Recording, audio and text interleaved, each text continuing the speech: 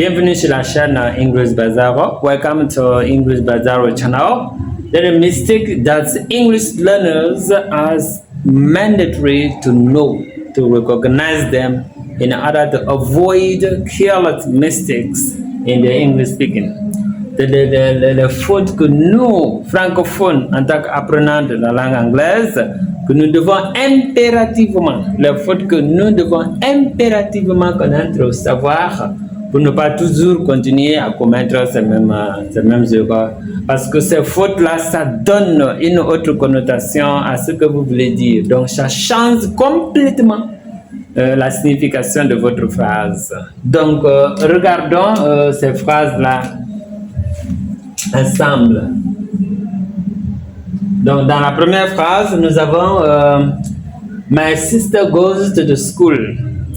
Quand vous dites My sister goes to the school, qu'est-ce que vous voulez exprimer? Est-ce qu'elle va à l'école pour étudier ou est-ce qu'elle part à l'école pour rendre visite ou bien pour prendre quelque chose? Donc, ou pour aller payer les frais de scolarité de ses enfants, par exemple. Si c'est dans le sens d'aller étudier, donc on va devoir éliminer l'article de pour dire My sister goes to school dans le sens d'aller étudier. Go to school and study. So my sister goes to school. So here she's going to study. To study. Listen.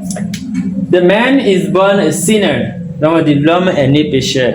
Est-ce qu'on parle d'un homme particulier ou bien on veut parler de l'homme grand H, c'est-à-dire homme et femme, tout le monde est né pécheur? Si c'est dans le sens là, on va dire au revoir à l'article 2.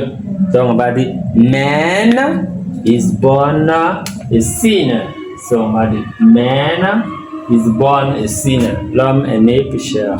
Donc on Sunday, I go to the church. Vous allez à l'église le dimanche. Est-ce que c'est pour aller faire vos prières ou bien c'est pour aller prendre quelque chose ou bien rencontrer quelqu'un à l'église? Si c'est dans le sens d'aller Si c'est dans le sens d'aller faire nos prières, il faut dire au revoir à l'article 2. C'est on Sunday, I go to church. Good.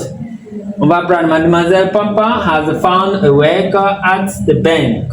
Dans cette phrase, nous allons regarder l'article E qui est là.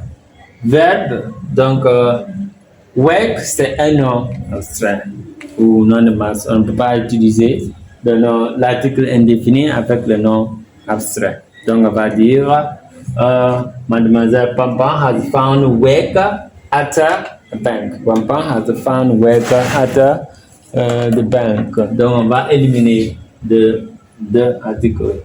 No E. My mother can't swim very well. Avec les auxiliaires de modalité can, c'est toujours can plus can plus le verbe à l'infinitif présent, c'est-à-dire le verbe ne doit pas être précédé du pronom to. So, my mother can swim very well. Not my mother can't swim very well. No to after can. No to after can. My mother can swim very well. Good. Number 6. Musa and me went home at 2 p.m. In this sentence, we cannot or we do not use object pronoun and followed by a conjugated verb. So whenever there is a conjugated verb, the object pronoun must be replaced. Le pronom complément doit être remplacé, must be replaced by what?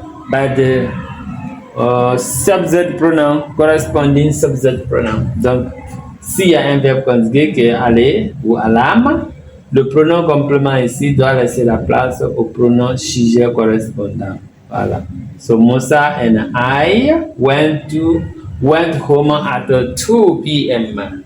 So we say Musa and I went home at 2 p.m. Not Musa and me, because of this. I go the verb conjugate.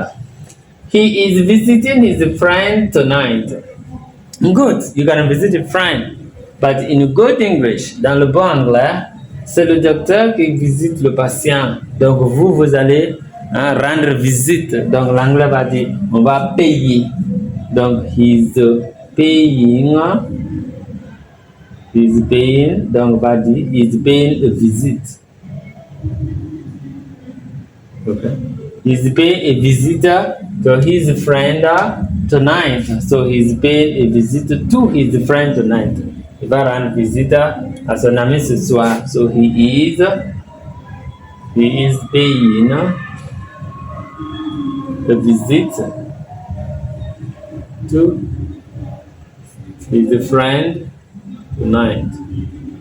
Ce soir, il va rendre visite à son ami. Donc, to pay a visit to someone, rendre visite à quelqu'un. The beauty lies in the eyes of the beholder. Donc, pour dire que juste la beauté se trouve dans les yeux de celui qui regarde. Donc, beauty ici, on parle pour les noms abstraits. Et parlant d'un cas général, nous n'employons pas l'article défini the. Donc, on va dire seulement beauty, okay, lies in the eyes of the beholder.